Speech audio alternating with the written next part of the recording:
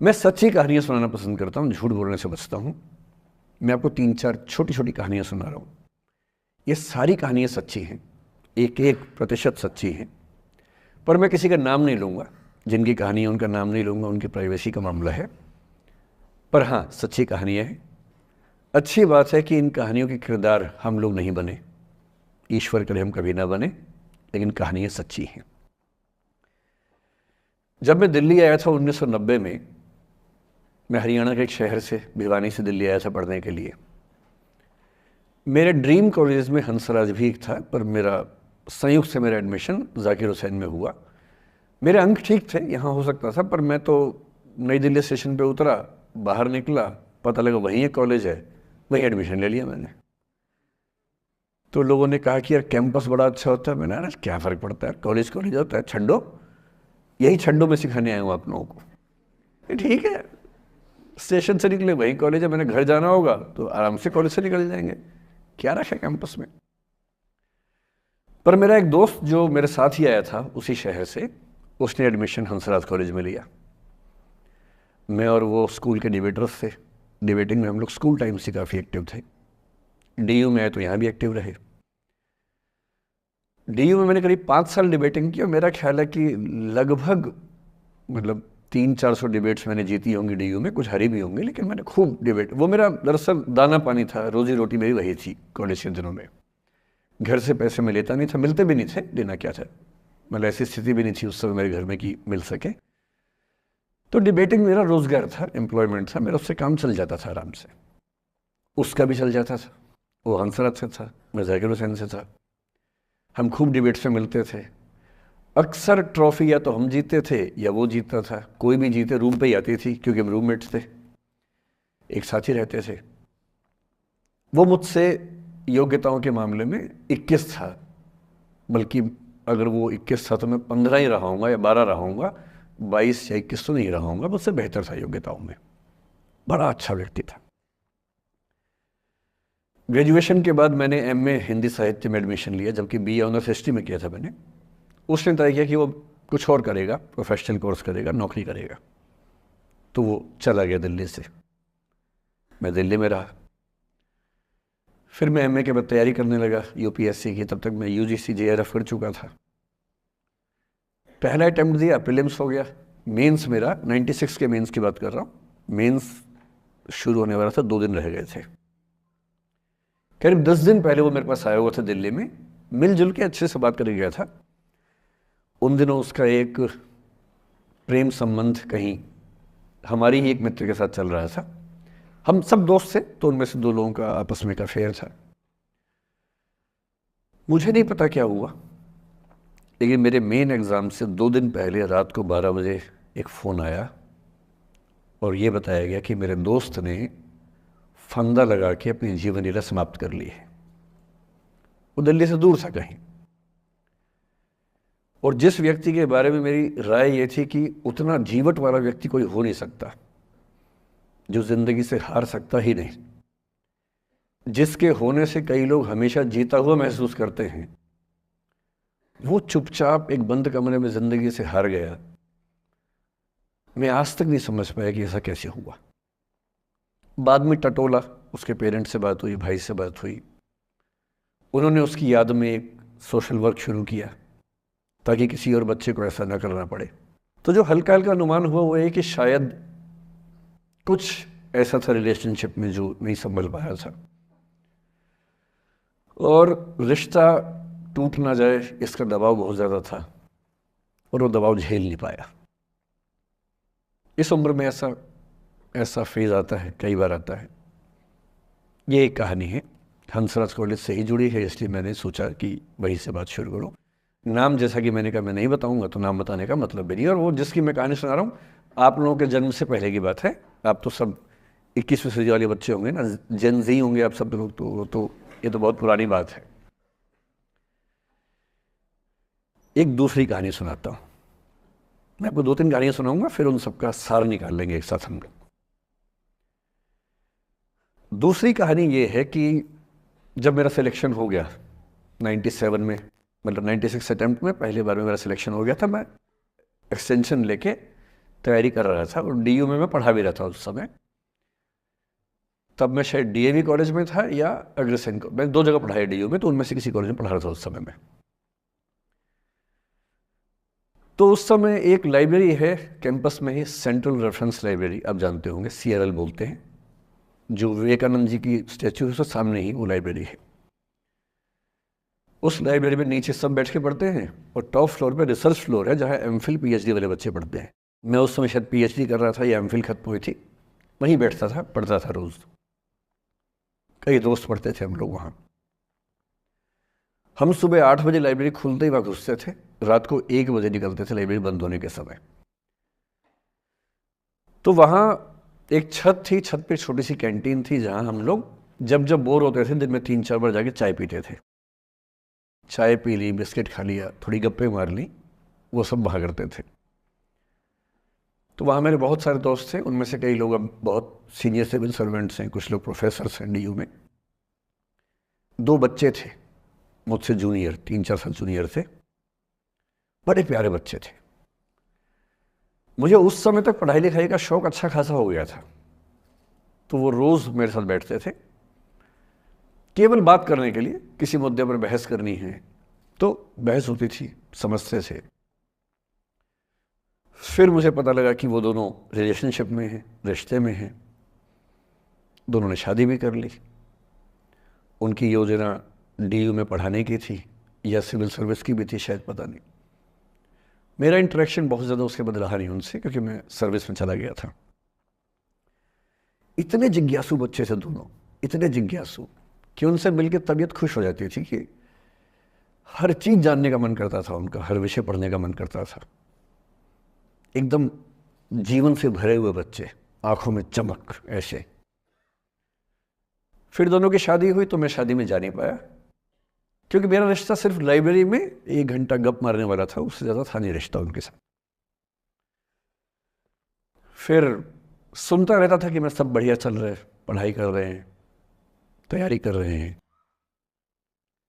Intercaste marriage की उन लोगों ने, खूब हंगामा हुआ, दोनों घर में तलवारें खिंच गई, किसी तरह से तलवारें संभाली गई, मैनेज हुआ, दोनों साथ रहने लगे। और फिर 3-4 साल के बाद एक दिन मैंने खबर सुनी कि उस बच्ची ने फंदा लगा के जीवन लीला समाप्त कर ली। ये बात भी दिल्ली विश्वविद्यालय की है, उस दौर के सब लोग इस कहानी को जानते हैं।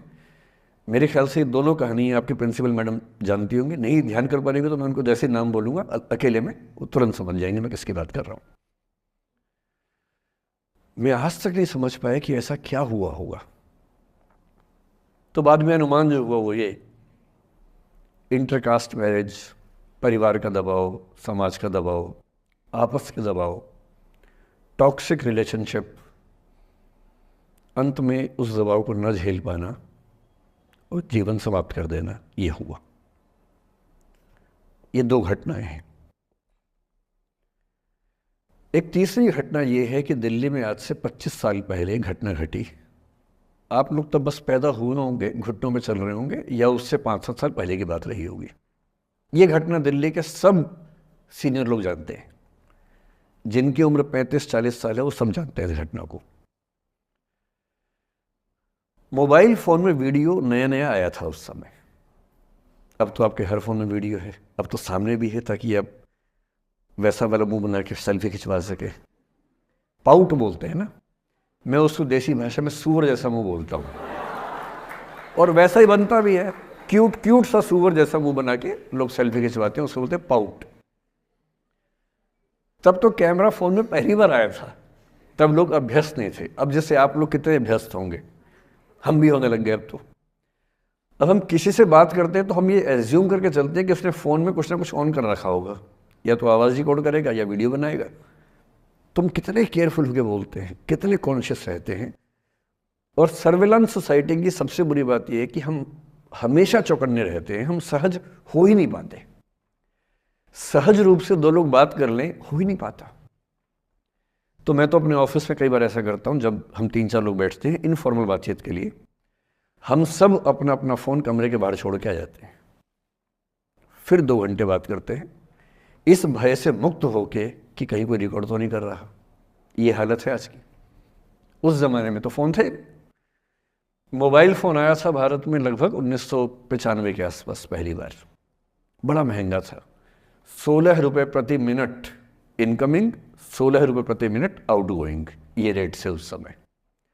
और फ़ोन वो थे जिनसे आप कील भी ठोक सकते हैं, वैसे वाले फ़ोन थे, बटन वाले फ़ोन थे। नोकिया एक कंपनी थी, उसके फ़ोन हुआ करते थे।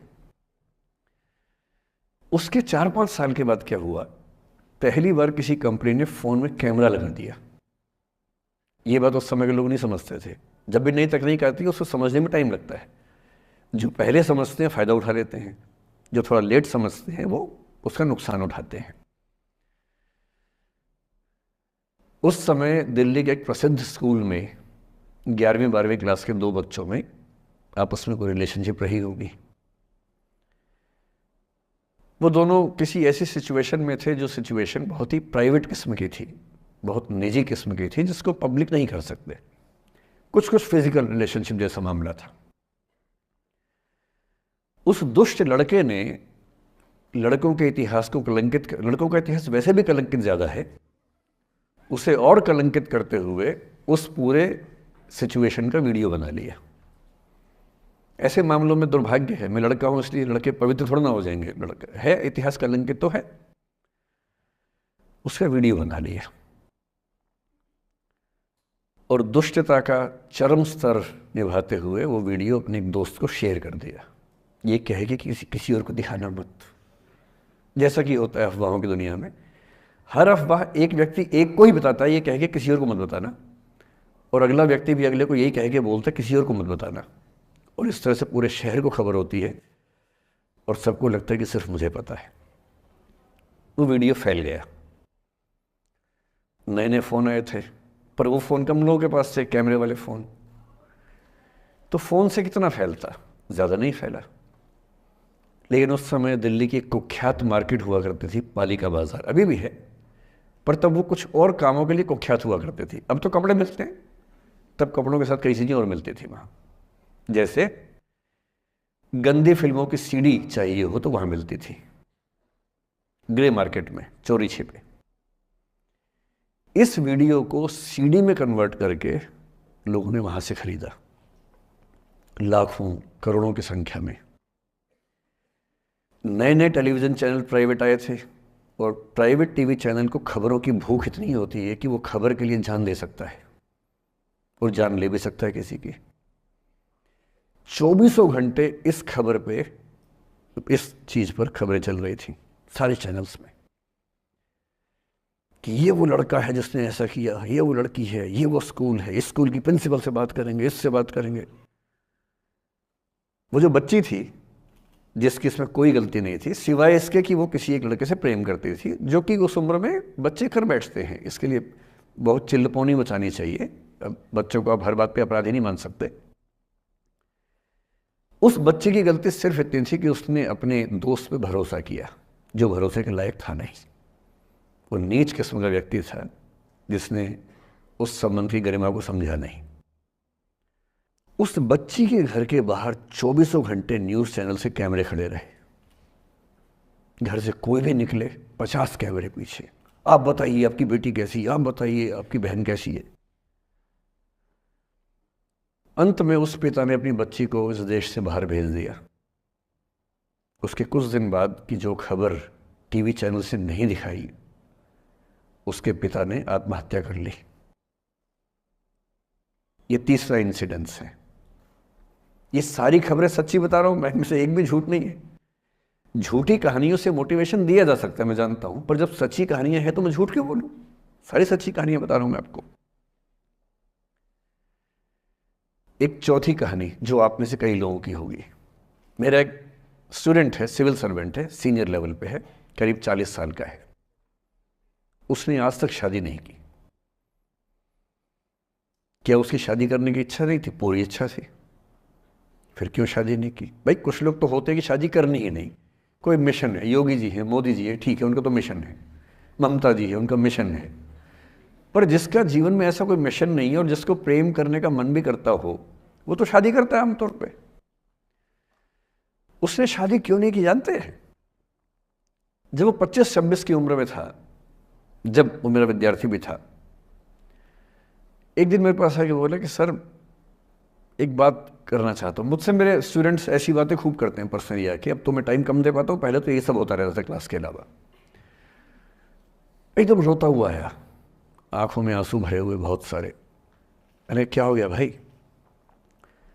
तो फिर उसने किसी का नाम बताया कि सर वो भी मेरी स्टूडेंट थी, कि सर उसके साथ रिलेशनशिप थी, उसने धोखा दिया है मुझे। अच्छा, धोखा देने वाली कहानियाँ मुझे बहुत अपील नहीं करती। मेरा मानना है कि दोनों पक्षों की गलतियाँ होती हैं। आप केवल अपने पर्सपेक्टिव से सोच सोच के धोखा करते रहते हैं, ऐसा थोड़ा ना होता है भाई। कुछ तो मजबूरियाँ रही होंगी, कोई यूं ही बेवफा नहीं होता, कुछ तो वजह होगी ना। आप थोड़ा उसकी वजह, उसका भी तो, उसकी कहानी भी तो सुनिए। और मैं जब जब दोनों कहानियाँ सुनता हूँ मुझे लगता है कि मामला ग्रे है। आप किसी एक पे उंगली उठा ही नहीं सकते कि इसने ऐसा किया। दोनों की गलतियाँ होती हैं, ऐसा थोड़ा ना कि एक की होती है। बहरहाल इन भाई साहब को ऐसा लगा कि धोखा हो गया उनके साथ। तो मैंने कहा चलो कोई बात नहीं यार, हो गया तो हो गया, तू नहीं कोई और सही, ऐसा क्या है।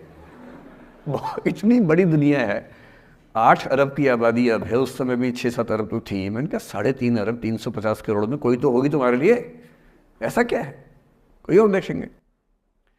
पर वो थोड़ा ज़्यादा सेंटिमेंटल था उस समय।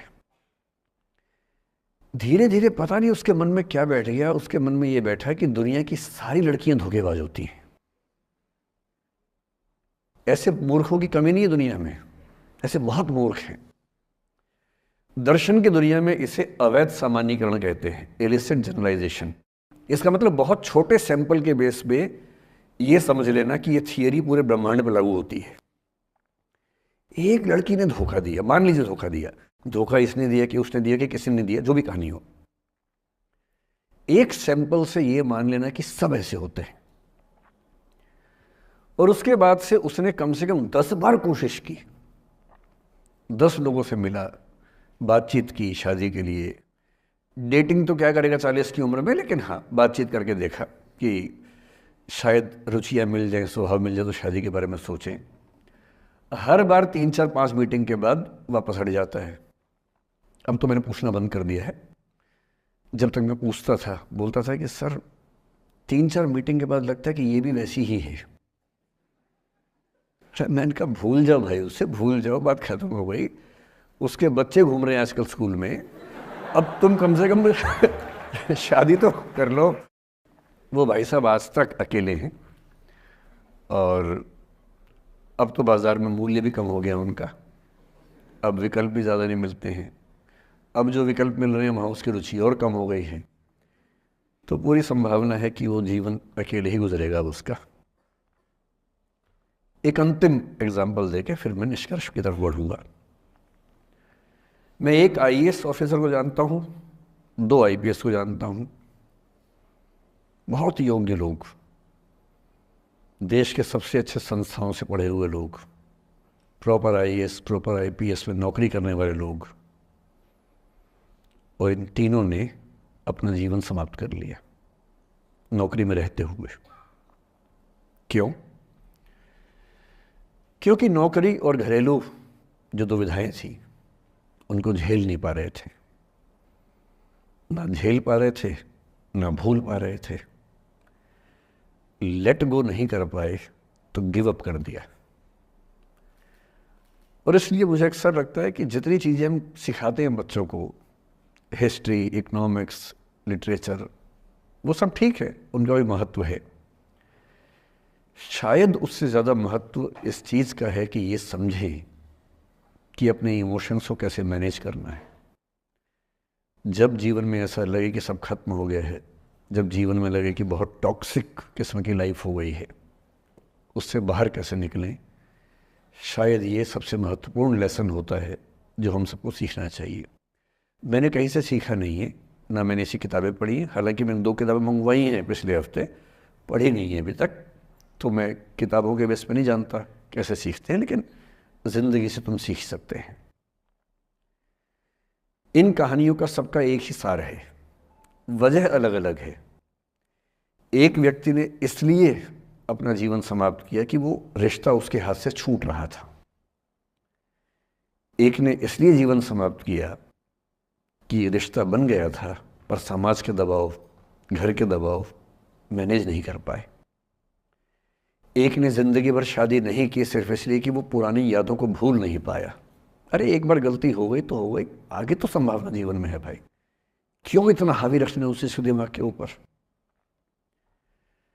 कुछ लोग देश की सबसे अच्छी नौकरी में होकर हर पैमाने पर सफलता की हर कसौटी पर खरा उतरने के बाद जीवन नहीं बचा पाए, क्योंकि दूसरों की नज़र में आप बहुत सफल हो जाए, अपनी नज़र में शून्य हो, तो फिर जीवन कैसे बने, जीवन कैसे बचे।